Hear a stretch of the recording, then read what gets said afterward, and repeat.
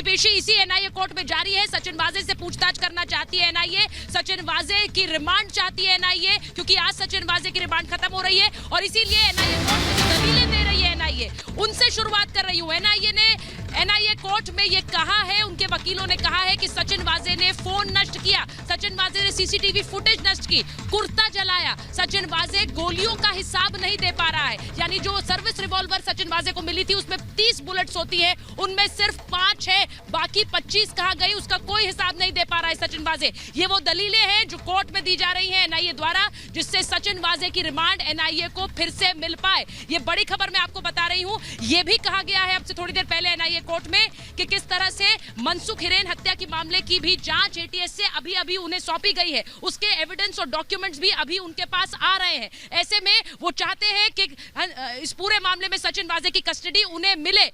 सलोनी हमारे साथ एनआईए दफ्तर से जुड़ी हुई है, वहीं से थोड़ी देर पहले निकले एनआईए की एक टीम सचिन वाजे को लेकर इस एनआईए कोर्ट तक पहुंची है। सलोनी, ये तमाम दलीलें दी गई हैं और एनआईए कोर्ट में कह रही है कि एक पुलिस इंस्पेक्टर ने सीसीटीवी फुटेज डिस्ट्रॉय की, फोन डिस्ट्रॉय किया, कुर्ता जलाया, यानी एविडेंसेस मिटाए। सलोनी,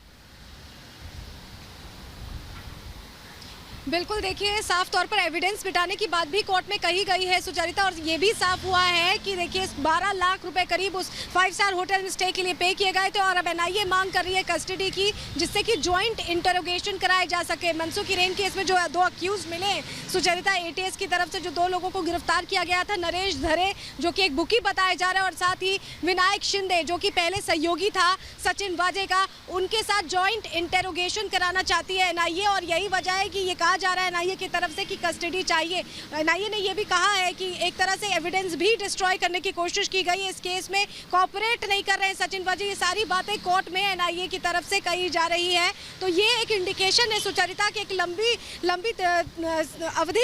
अवधि के लिए ये रिमांड मांगी जा सकती है सचिन वाजे की, 10 दिन जैसा कि हम बता रहे हैं, उससे ज्यादा भी ये हो सकता है। लेकिन जो दलीलें दी जा रही हैं उससे बहुत सारी सच्चाई निकलकर सामने आ रही है, क्योंकि देखिए एनआईए ये जब कह रही है कि कोऑपरेट नहीं किया जा रहा है, एनआईए ये बता रही है कि बहुत सारे एविडेंस को डिस्ट्रॉय किया गया, कंसील किया गया, जो कि रिपब्लिक भी बताता रहा है कि बहुत सारी ऐसे सबूत थे जिसे छुपाने की, दबाने की सचिन वाजे ने कोशिश की, लेकिन सच्चाई सामने आ रही है। एनआईए ने ये कहा है कोर्ट में कि डीएनए सैंपलिंग की गई, जो गाड़ियां मिली हैं 6 गाड़ियां अब तक मिल चुकी हैं सुचरिता, उन 6 गाड़ियों के अंदर और सलोनी सबसे बड़ी बात यह है कि एनआईए ने कोर्ट में यह भी कहा है कि मनसुख हिरेन की हत्या के जो 2 आरोपी हैं उनके सामने बिठाकर सचिन वाजे से पूछताछ करनी है, यानी फेस टू फेस इंटेरोगेशन करनी है, साथ में बिठाकर इंटेरोगेशन करनी है और इसलिए भी सचिन वाजे की रिमांड एनआईए को चाहिए। ये बड़ी खबर अपने दर्शकों को बता रहे हैं। सचिन वाजे और मनसुख हिरेन के तार किस तरह जुड़ते थे, इसका एक और एविडेंस हम अपने दर्शकों के सामने रख रहे हैं। वो काली मर्सिडीज गाड़ी,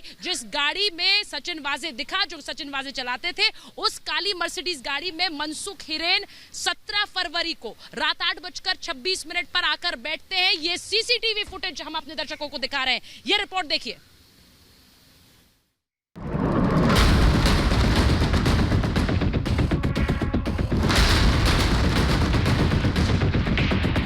मनसुख, वाजे और एंटीलिया साजिश का एक और कनेक्शन सामने आ चुका है, जो तीनों कड़ियों को आपस में जोड़ रहा है।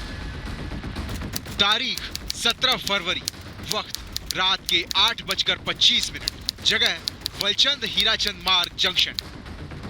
चौराहे पर रेड सिग्नल होता है, लोग पैदल सड़क पार कर रहे होते हैं, तभी एक काली मर्सिडीज आकर रुकती है।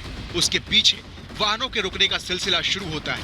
इस दौरान 30 सेकंड बाद मनसुख हिरेन तेज कदमों से मर्सिडीज की तरफ बढ़ता है।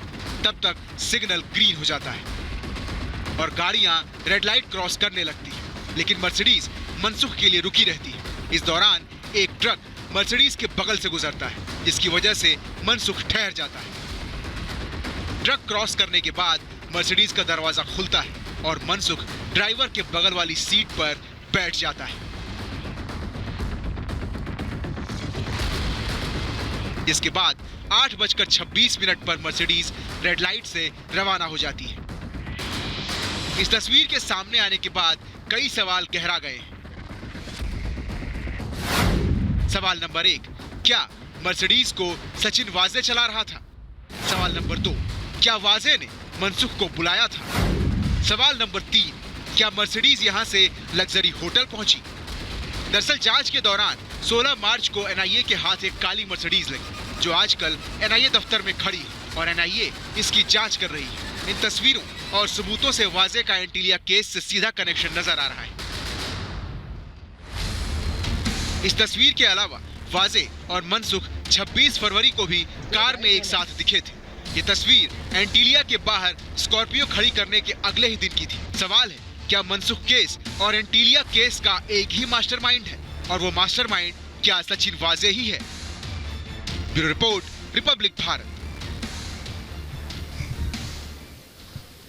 तो आपने देखा कि इस तरह से सीसीटीवी में जो तस्वीरें हैं वो साफ दिखा रही हैं कि कैसे मनसुख हिरेन उस काली मर्सिडीज में आकर बैठा है, जो मर्सिडीज गाड़ी सचिन वाजे चला रहे थे, जो मर्सिडीज गाड़ी एनआईए के रडार पर है, जो मर्सिडीज गाड़ी की जांच पुणे की सीएफएसएल की टीम ने की है। यानी कि ये तार भी आपस में जुड़ रहे हैं और यही दलील सलोनी, ये भी एक दलील है जो कि एनआईए ने कोर्ट में दी है कि उन्हें अभी अभी मनसुख हिरेन की हत्या का मामला भी ट्रांसफर हुआ है, इसलिए भी सचिन वाजे की कस्टडी रिमांड जरूरी है। सलोनी।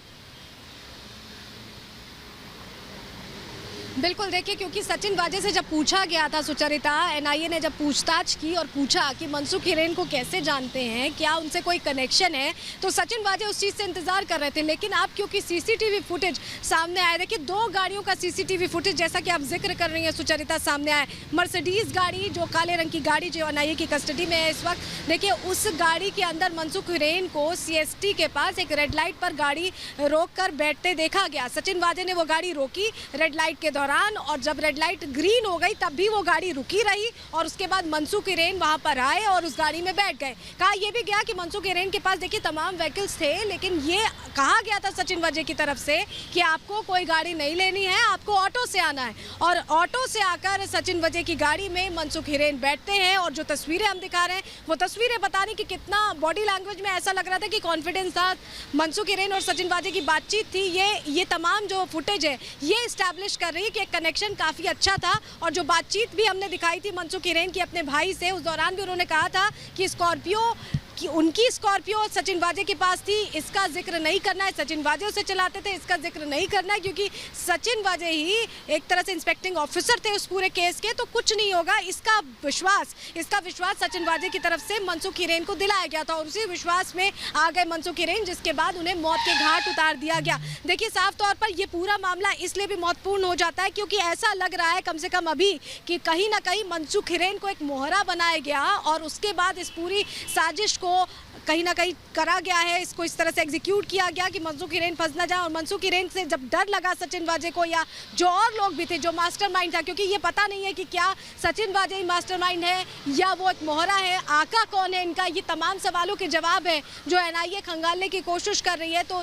इसी वजह से मनसुख हिरेन को मौत के घाट उतारा गया और अब ये जांच क्योंकि एनआईए के हाथ में आ गई है सुचरिता, तो ये भी समझना है एनआईए को कि आखिर मोटिव क्या था एंटीलिया के बाहर इस तरह से जिलेटिन की छड़ें एक गाड़ी में छोड़ने का। एक्सटॉर्शन की बात भी सामने आ रही है, तो बहुत सारी चीजें हैं, बहुत सारे एंगल्स हैं इस केस में जिसकी तह तक पहुंचने के लिए एनआईए और सलोनी इस पूरे मामले में यूएपीए की धाराएं भी लगी है और एनआईए ने आज कोर्ट में ये कहा कि इस मामले में एक पुलिस अफसर जिसे जांच की जिम्मेदारी दी गई थी वही मुख्य साजिशकर्ता निकल रहा है। ऐसे में पूरा देश इस खबर से अचंभित है, पूरा the entire nation is in a state of shock, ये कहा जा रहा है कोर्ट में एनआईए के वकीलों की तरफ से, क्योंकि एक पुलिस वाला जिस पे जिम्मेदारी थी कि इस केस को सॉल्व किया जाए वही साजिशकर्ता निकल रहा है इस पूरे मामले में। यानी एक मामला जो वसूली से शुरू हुआ, एक्सटॉर्शन, हत्या, अब उसमें राष्ट्रद्रोह का एंगल भी सामने आ रहा है क्योंकि यूएपीए लगी है। ऐसे में सचिन वाजे से जुड़ते बड़े नाम सलोनी सबसे मुख्य हैं, वो बड़े नाम, बड़ी मछलियां हम बार बार कहते हैं। सचिन वाजे से के पीछे कौन, सचिन वाजे के तार किस किस से जुड़े सलोनी, ये बड़ा सवाल है और एनआईए को इन्वेस्टिगेट इस पूरे मामले को इस एंगल से करना है।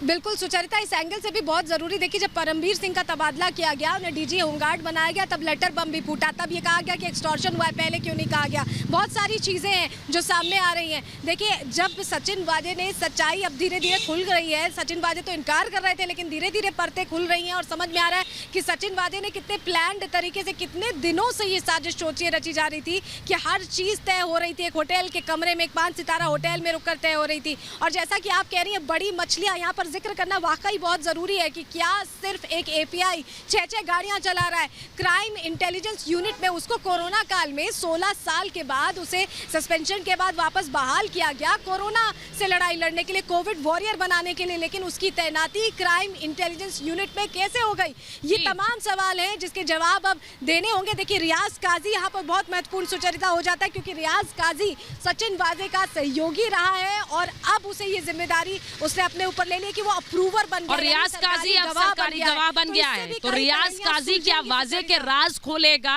और सिर्फ वाजे के नहीं, उनके भी राज खोलेगा जो वाजे से जुड़े हुए हैं। इस खबर पर लगातार हम बने हुए हैं। मुंबई से एक एक अपडेट आपको देंगे। फिलहाल बैक टू स्टूडियो।